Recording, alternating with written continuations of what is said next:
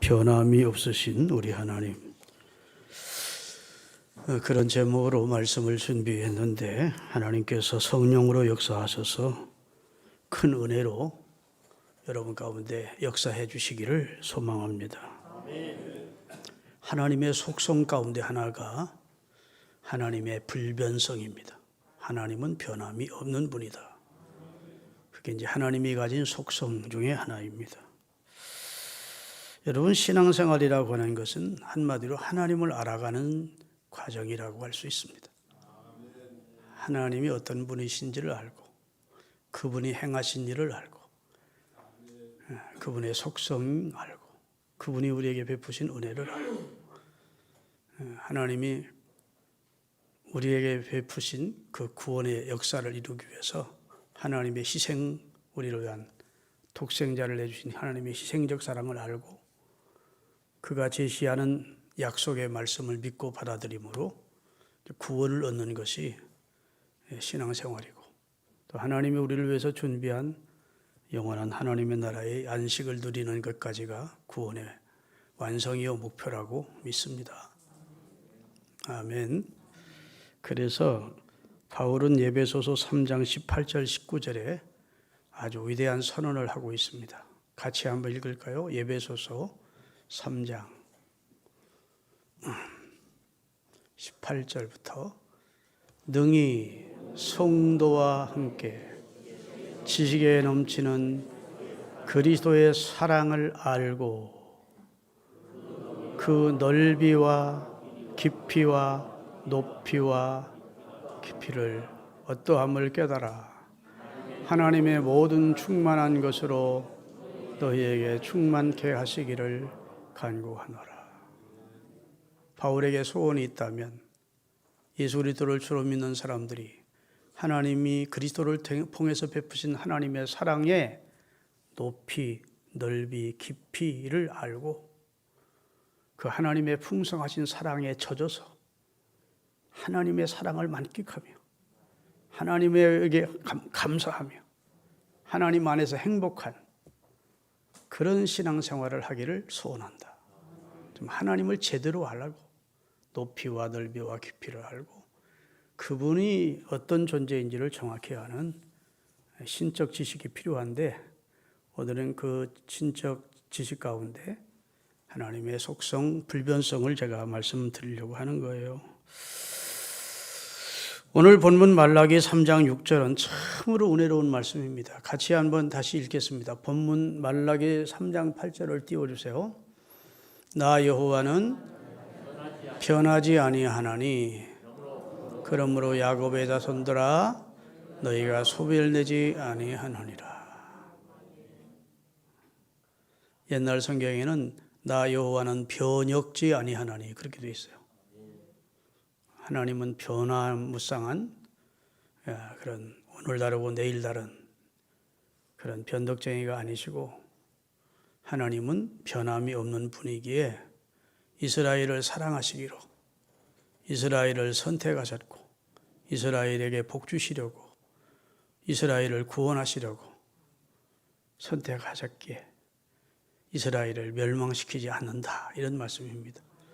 그래서 너희가 멸망을 당하지 않는 것, 이스라엘이 하나님의 은혜를 끝까지 입을 수 있는 것은 하나님의 불변하신 사랑 때문이고 하나님의 불변하신 언약 때문이람을 말씀해 주시고 있는 겁니다. 이스라엘이 소멸되지 않는 것은 이스라엘의 의나 이스라엘의 공로 때문이 아니고 선함 때문이 아니고 이스라엘을 향한 하나님의 변함이 없으신 사랑과 은혜 때문임을 선언하고 있는 거예요. 이스라엘도 하나님의 징계를 받은 적이 있습니다. 그렇다고 하나님이 이스라엘을 이 땅에서 존재를 없애신 적이 없어요. 이사야서 6장 13절에 보면 상수리나무 그루나 그 다음에 밤나무가 배임을 당하더라도 그루터기를 남겨놓고 명맥을 유기시키는 분이 하나님이다, 그렇게 하셨어요. 다 같이 그 중에 10분의 1이 아직 남아있을지라도 이것도 황폐케 될 것이라. 밤나무와 상수리나무가 배임을 당하여도 그 더럽혀기는 남아있는 것 같이 거룩한 씨가 이 땅에 그루터기니라 하시더라. 그래서 하나님이 인류 전체를 다별하지 않고 의인 열이 있으면 그걸 남겨두어서 그 땅에 거룩한 씨로 남겨두어서 하나님의 사랑과 하나님의 구원과 하나님의 언약과 하나님께서 행하시고자 하시는 일을 이루어 가신대요. 할렐루야. 이 말씀을 우리에게 적용하면 여러분과 저가 이 땅에서 소멸되지 않고 하나님의 심판을 받거나 죄값으로 하나님의 저주를 받지 않고 오늘까지 생명이 존재하며 은혜 안에 살게 되는 이유는 우리를 향한 하나님의 사랑이 변함없기 때문이고 우리를 구원하시기로 작정하신 하나님의 계획이 변함없기 때문이고 우리에게 주신 언약이 변함이 없기 때문이라는 겁니다. 다시 말해서 내가 이렇게 존재하는 것은 내가 잘나서 내 의로 내 공로가 아니고 하나님의 사랑임을 알라고. 하나님 모르는 사람이야. 그거 모르고 살지만 적어도 하나님을 경외하는 여러분과 저는 하나님의 은혜요, 변함없으신 하나님의 사랑이 결과임을 깨달으시기를 바랍니다. 이 세상에 살면서 우리는 많은 대인관계 속에 살집니다. 그런데 상대하기 힘든 사람들이 있습니다. 그 가운데 대표적인 그룹이 누구냐 하면 변덕스러운 사람들입니다. 얼마나 변덕스러운지. 근데 정도의 차이는 있지만 인간은 다 변질되고 변합니다. 인간은 다 변덕스러워요. 그 외부적 환경이나 내부적 마음의 여러 가지 갈등으로 인해서 계속 변하는 것이 사람이에요. 조변석계라는 말이 있습니다. 아침에 먹은 마음이 저녁에 가면 다시 변해요. 그래서 이 사람의 마음은 조석변이라는 말도 있지요. 이런 말도 있죠, 여러분. 변 보러 갈 때의 마음과 변 다녀와서의 마음. 변이라고 하는 게 아주 좋게 표현한 겁니다. 다 알 거예요. 직관 갈 때의 마음과 직관 다녀와서의 마음. 그것을 또 저자극적으로 얘기하면 그 뭐가 있어요. 다급할 때는 이러다가 이제 다 처리해놓고 좀 느긋해지면 마음이 달라지는 거예요. 신앙생활도 꼭 이런 식으로 하는 사람이 많습니다. 절박한 문제나 기도 제목이 생기면 막 하나님 도와주세요. 막 특별 새벽 기도도 하고 막 금식 기도도 하고 작정 기도 하다가 숨 쉴만해지면 기도생활 안 해. 신앙생활 다시 태만해지고 변덕 부리는 신앙생활하는 사람들이 많이 있습니다. 그래서 하나님은 고난도 때로는 우리에게 유익이 되기 때문에 고난이라는 것을 통해서 우리로 정신 차리게 하고 겸손하게 하고 하나님을 찾게 하고 우리를 신앙의 사람으로 세우는 하나님의 섭리가 고난 속에 있는 것 같아요. 아멘. 이 세상에 변하지 않는 게 있을까요, 여러분? 다 변하죠. 나라의 법도 변합니다. 우리나라도 개헌을 많이 했어요. 여러 차례 했습니다. 제도도 변합니다. 유행도 변합니다. 인심도 변합니다. 역사도 변합니다. 지도자도 변하고 학문도 변하고 다 변해가죠. 이 세상은 모든 것이 유한하기에 변하기 마련입니다. 사람도 존재 자체가 태어나고 성장하고 때가 되면 죽습니다. 변화된다. 그래서 이 세상에 영원히 우리가 변치 않고 존재할 수는 없습니다. 그러나 우리가 믿고 사랑하시는 하나님은 그 본질과 사상과 뜻과 의지와 말씀이 변화가 없습니다. 아멘이시죠? 다시 설명합니다. 우리 하나님은 그 본질, 그 사상, 그 뜻, 그분의 의지, 그분의 말씀이 변함이 없어요. 야고보서 1장 17절에 그는 변함도 없으시고 회전하는 그림자도 없으신 분이다.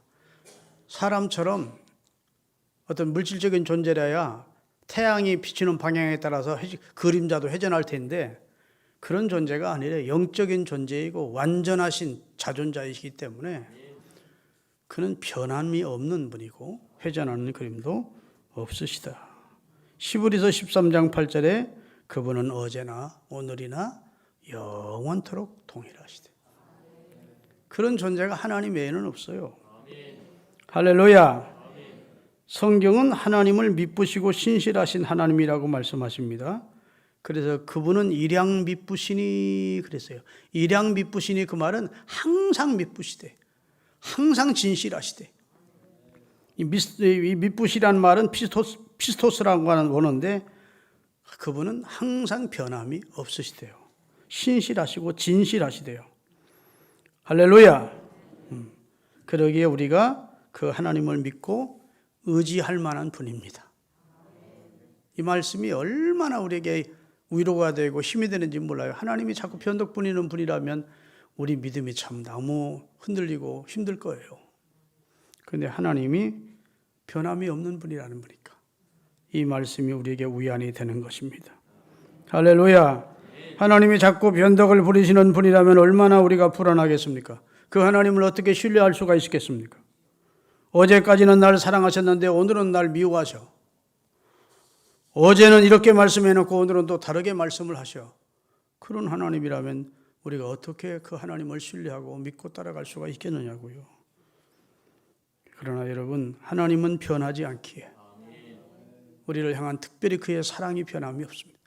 우리를 구원하기로 작정하신 하나님의 계획에 그분의 의지에 변함이 없어요. 아멘. 그분이 성경을 통해서 우리에게 해주신 약속에 변함이 없어요. 그러기에 우리가 우리 믿음과 소망을 하나님에게 닻을 내릴 수가 있는 겁니다. 그분에게 소망을 두고 믿음의 근거를 두고 우리가 신앙생활을 할 수가 있는 것이죠. 이 하나님의 불변성은 우리에게 큰 위로와 소망이 그래서 되는 겁니다. 그가 우리를 향한 사랑이 변함없고 우리를 구원하셨고 우리를 향한 그의 자비와 긍휼이 무한하시고 우리에게 주신 약속의 말씀이 변함이 없다는 것이 우리로 하여금 우리 삶의 안정감을 가져오게 하고 위안을 주고 무한한 신뢰를 하게 하고 소망의 닻을 내리게 되는 겁니다. 아멘 할 때까지 기다릴 거예요. 그래서 시편에 보면 그분은 선하시고 인자하심이 영원합니다. 그분이 우리에게 말씀하신 말씀의 신실하심이 영원합니다. 영원하대. 그분의 영광이 영원하대. 그분의 능력이 영원하대. 그분의 사랑이 영원하대. 그래서 그분을 찬송해야 된대. 그분에게 경배를 드려야 된대. 그래서 시편에 보면 그를 향한 영원한 변함이 없으신 그분을 향한 그분을 우리 성도들이 그의 은혜로 구원받은 백성들이 그분을 향하여 경배하고 그분을 찬양해야 된다고 말씀하고 있는 겁니다. 그래서 특별히 시편 136편을 보면 1절부터 24절까지인데 영원함이로다 영원함이로다 영원함이다라는 말이 절절마다 계속돼요. 그의 사랑이, 그의 선하심이, 그의 인자하심이, 그의 영광이, 그의 능력이 할렐루야. 그가 우리를 구원하시고자 하는 그의 의지가 영원하대. 영원하다. 이렇게 말씀을 하시는 겁니다. 여러분, 하나님은 절대자세요. 그래서 하나님은 절대적 존재이기에 불변이란 양쪽으로 질적으로 조금도 변함이 없다는 뜻인데 하나님은 질적으로 양쪽으로 조금도 변함이 없으신 절대적 존재입니다. 사람이 변화되는 것은 내 외적인 요인이 있기 때문에 변화가 되는 거예요. 자꾸 변질되는 겁니다. 그런데 하나님은 그런 것에 지배를 당하거나 영향을 받지 않는 분이세요. 아멘. 하나님은 태어나시고 성장하시고 돌아가시는 분이 아니세요. 하나님은 스스로 완전하신 자존자세요. 그의 능력은 끝이 없어요. 그분은 시간과 공간의 제약을 받지 않으세요. 우리가 하나님을 우리에게 하나님을 이해시키기 위해서 성경의 이 문서라는 활자를 통해서 여러 가지로 사람이 이해를 시키기 위한 그런 감정적인 표현들이 있지만 그것은 우리를 이해시키기 위한 하나의 표현이고 우리가 이제 천국에 가서 하나님을 뵈었을 때 우리가 감격스럽고 감탄하고 그의 그 전능하심 앞에 우리가 압도를 당할 겁니다. 그래서 모세도 그의 영광 앞에 머리를 들 수가 없었고 떨려서 말을 못하고 입만 가리우는 상태가 되었고, 이사야도 그랬고 다 그랬습니다. 하나님의 일부분만 봐도 다 그냥 벌벌 떨었고, 하나님의 아들로 이 땅에 오신 예수님을 제대로 알아봤던 베드로는 그 앞에 부복에서 주여 나를 떠나소서 나는 죄인입니다 하고, 그가 죄인임을 주님이 너 죄인이구나 이렇게 일러주지 않으셨어요. 지적해 주지 않으셨어요. 그만큼 하나님은 그 능력과 그 권능과 그 역사와 그 존재 자체가 크신 하나님이심을 우리가 알아야 됩니다. 그래서 이 하나님을 제대로 아는 사람은 하나님을 바르게 예배하지 않을 수가 없다고요. 믿습니까? 역대상 16장 34절 띄울 테니 같이 한번 읽겠습니다. 여호와께 감사하라. 그는 선하시며 그 인자하심이 영원함이로다. 이렇게 되어 있습니다. 할렐루야. 하나님은 그 사상이나 의지도 변함이 없으십니다. 성경에는 하나님의 창조 그리고 하나님의 섭리, 하나님의 주권이 기록되어 있는데 어떤 변화가 있는 것 같이 보이지만 하나님의 뜻은 일정하다고 성경은 말합니다. 자세히 들여다보면 하나님과 관계된 인간들의 변화에 하나님의 상대적인 대응을 한 것이지 하나님의 뜻은 변함이 없어요. 하나님의 행사는 변질된 적이 없습니다. 그리고 하나님이 변하지 않는 것 가운데 하나가 그의 본질과 성품이라고 말씀하고 있습니다. 하나님은 완전하신 신이기에 그의 능력과 거룩한 성품이 변치 않습니다. 세월이 간다고 해서 하나님이 늙어서 힘이 빠져 능력이 제한을 당하시는 분이 아니고 그 존재와 본성에 대해서 변함이 없다고요. 우리 하나님은 영원하시고 완전하신 변치 않으신 불변자이시기 때문에 시대를 초월해서 역사를 초월해서 그는 완전히 선하시고 완전히 변함이 없는 분이라는 사실을 믿으시기를 부탁드립니다. 하나님의 능력이 모자라서 하나님이 하시고자 하시는 일을 못하는 일이 있을까요? 없을까요? 없습니다. 하나님의 능력이 모자라서 군대를 동원할 필요가 있을까요? 없을까요? 없습니다. 하나님은 만군의 여호와라. 말씀하시면 모든 사람을 그 앞에 굴복시키고 있고 하나님 앞에 천사 하나 보내가지고 아람의 군대 18만을 다 한날에 하나님이 다 송장을 만들어 버리실 수 있는 전능하신 분이시라고요. 하나님이 무슨 일을 하셔야 되겠기에 노동력이 필요해서 노동자들을 불러 모아가지고 야, 이 일 좀 하자 그럴 필요가 있을까요? 없을까요? 그럴 필요가 없습니다. 그분은 말씀으로 천지와 만물을 창조하신 분입니다.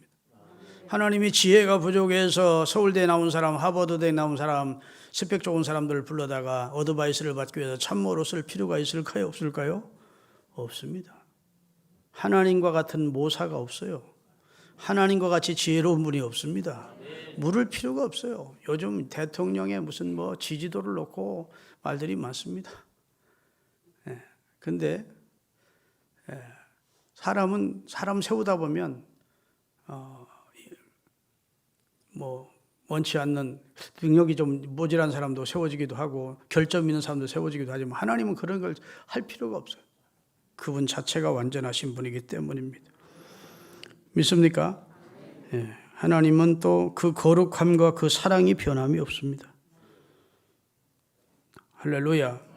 그래서 예수님을 하나님 보여달라고 그러니까 예수님이 야, 나를 보면 아버지를 보았는데 아버지를 보여달라고 자꾸 그러니? 그렇게 말씀하셨어요. 그러니까 예수님은 하나님을 이 땅에 보여드리기 위해서 오신 분입니다. 그런데 예수님은 항상 선하셨습니다. 아멘. 항상 의로우셨습니다. 항상 사랑을 베푸셨습니다. 아멘. 그분에게는 악이 조금도 없으셨다고요.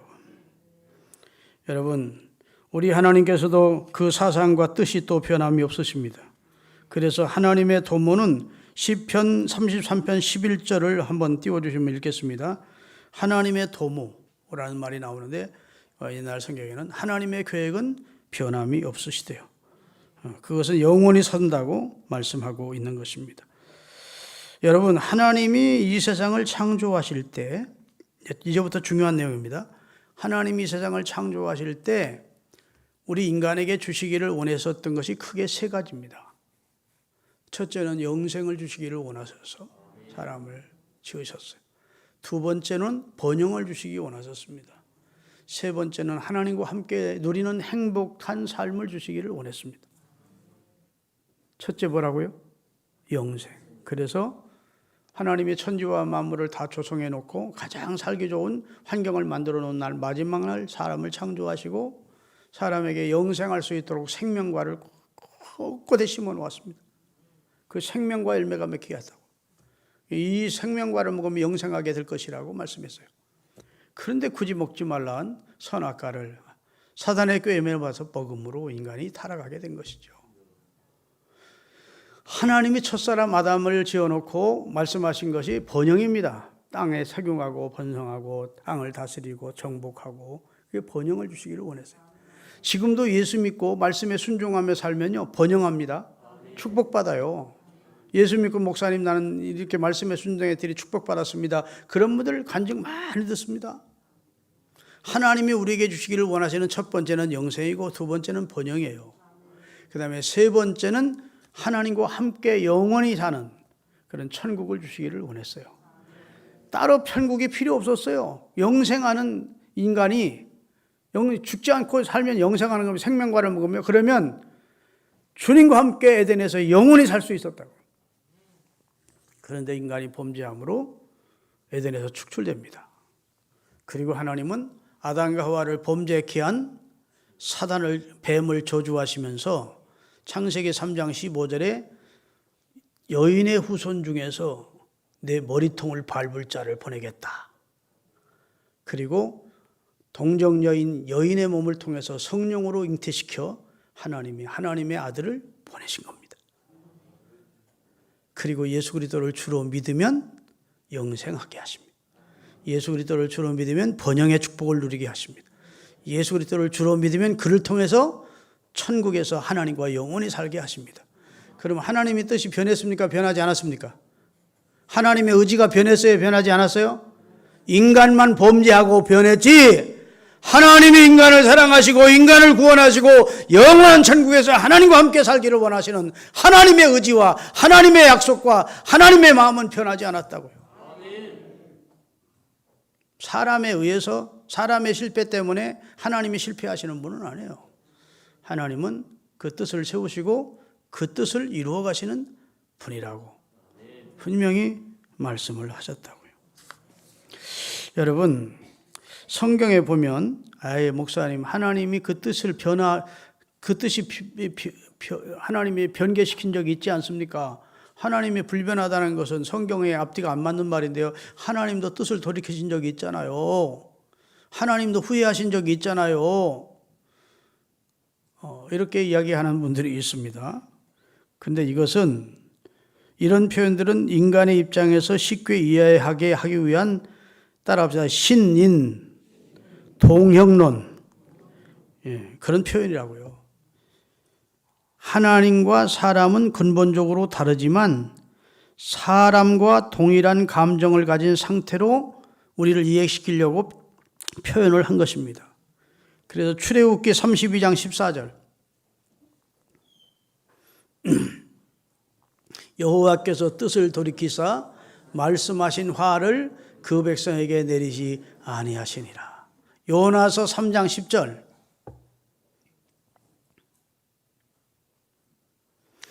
하나님이 그들이 행한 것 곧 그 악한 길에서 돌이켜 떠난 것을 보시고 하나님이 뜻을 돌이키사 그들에게 내리라고 말씀하신 재앙을 내리지 아니하시니라.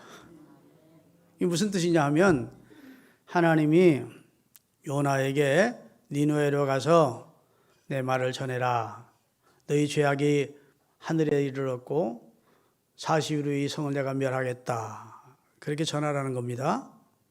그런데 순종하지 않다가 나중에 하나님 앞에 혼나고 나서 다시 가서 말씀을 전하죠.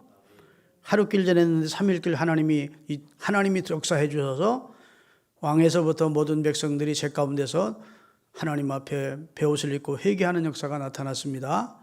그래서 저들을 다 멸하기로 하나님이 회개하지 않으면 멸하기로 하나님이 계획 세우셨던 것을 하나님이 철회시켰다는 내용이에요. 그러면 그게 하나님이 뜻을 변한 것이냐, 하나님이 말씀하신 대로 행하지 않으셨으니까 하나님이 완전 불변하신 분이 아니지 않느냐, 이렇게 말하면 안 된다는 겁니다. 그것은 신인 동역론이라고 해서 하나님의 마음을 이해시키기 위한 하나의 방법이지, 하나님이 요나를 그 성에 보내시는 것은 원래는 구원의 목적이 있지 멸망시키기 위한 목적이 아니었다는 겁니다. 그러니까 결국은 하나님의 뜻이 실현된 겁니까? 실현되지 않은 겁니까? 실현된 거예요. 하나님이 이스라엘을 심판하시기로 작정하셨던 뜻을 돌이켰던 것도 하나님은 심판의 원래 목적이 있는 거 아니거든요. 그래서 하나님이 인간의 행위를 가지고 설명하기 위해서 신인 동역론을 가지고 말씀하시지만 원래 하나님의 의지나 하나님이 세우신 뜻은 변치 않는다, 그런 말입니다. 민수기 6장 24절에서 26절 읽고 말씀을 마감하도록 하겠습니다. 다 같이 읽겠습니다. 여호와는 내게 복을 주시고 너 지키시기 원하며 여호와는 그 얼굴을 내게로 비추사 은혜 베푸시기를 원하며 여호와는 그 얼굴을 내게로 향하여 두사 평강 주시기를 원하노라 할지니라. 자, 이게 하나님이 우리를 향한 영원한 하나님의 마음입니다. 이것을 믿으십시오. 여러분을 향한 하나님의 마음은 여러분에게 재앙을 내리고 여러분을 심판하고 여러분을 저주하고 지옥 보내려는 마음이 아닙니다. 우리에게 영생을 주시고 번영을 주시고 천국의 영광을 함께 하나님과 누리게 하기 위해서 우리를 선택했고 우리를 사랑하신다고 말씀하고 있고, 우리를 향한 그의 의지가 작용이 되어서 우리가 지금 교회에 나와서 하나님을 예배하는 자가 됐으니 그리스도 예수의 날까지 이것을 이루실 줄로 믿으시기를 바랍니다. 빌립보서 1장 6절. 빌립보서 1장 6절. 너희 안에서 착한 일을 시작하시니, 그분이 누구예요? 하나님이시죠. 우리 안에서 우리를 구원하시기로 하나님이 작정하시고 변함없으신 하나님이 김철중이를 내가 구원해야 되겠다. 김철중이는 내 사랑하는 자야. 김철중이를 향한 나의 의지는 저를 통해 영생을 주고 번영을 주고 천국을 주기를 원해. 그리고 내 안에서 착한 일, 선한 일, 나를 구원하는 일을 하나님이 시작하셨대요. 시작하신 그분이 그리스도 예수의 날까지, 그 말은 그리스도께서 재림하신 날, 그리스도께서 오시는 날까지, 그때까지는 다 이룬대요. 그러니까 하나님이 여러분을 향한 사랑이나 여러분을 향한 구원의 의지나 하나님의 약속이나 이런 거 흔들리지 말고 믿으십시다. 그러기 하기 위해서 하나님의 아들이 십자가에서 다 이루었다 선언해 주신 겁니다. 우리가 지어야 될 모든 짐을 예수님이 대신 지시고 우리가 받아야 할 형벌을 예수님이 다 지고, 그리고 하나님의 사랑을 받아들이고 예수 그리스도를 주로 믿고 그분이 나를 향한 하나님의 의지가 구원에 있다는 사실을 내가 인정하고 그분 안에서 생활하면 하나님은 여러분과 저를 절대로 버리지 않습니다. 변덕 부리시는 분이 아니라고. 너 어제까지는 내가 봐줄만 했었는데 오늘부터는 내가 더 안 되겠다, 그렇지 않다. 아담과 하와가 범죄했을 때 하나님이 야, 인간 말종들은 진짜 안 되는구나, 안 돼. 그리고 포기하지 않으셨다고. 아담과 하와가 범죄했을 때 하나님은 다른 방법으로 그의 사랑을 나타내시기로, 그의 구원을 이루시기로 작정하시고 단번에 사단을 저주하시면서 내가 한 깨끗한 여인을 통해 성령으로 내 아들을 잉태시켜서 내 머리통을 밟고 사망 권세를 네가 가져갔는데 널 밟고 내가 인류를 구원할 거야. 말씀하신 대로 하나님이 그리스도를 통해서 제2창조를 하셨다고요.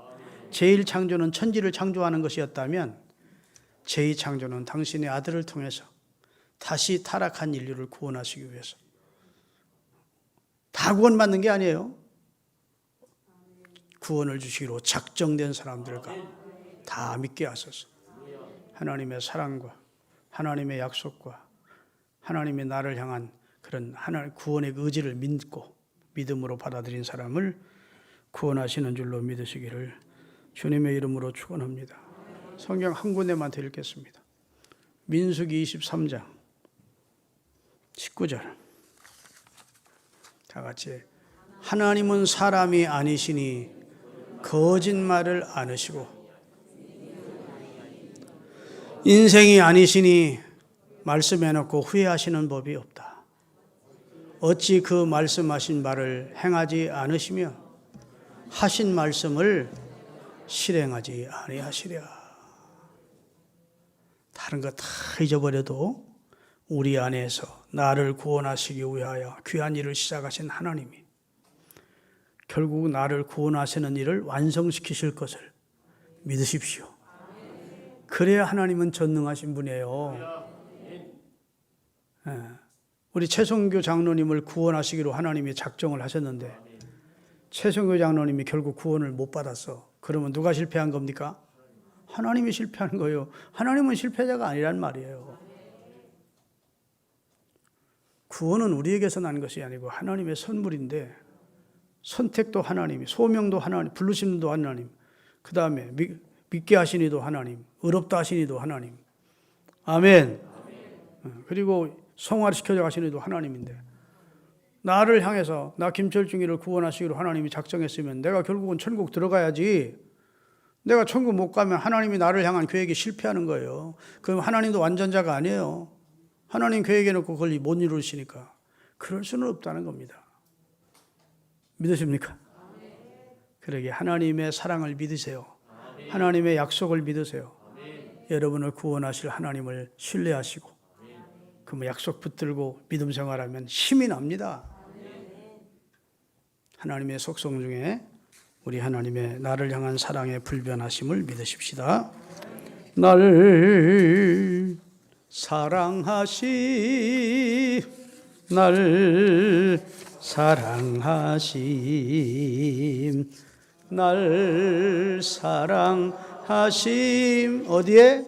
성경에서 있네. 기도하겠습니다. 거룩하신 하나님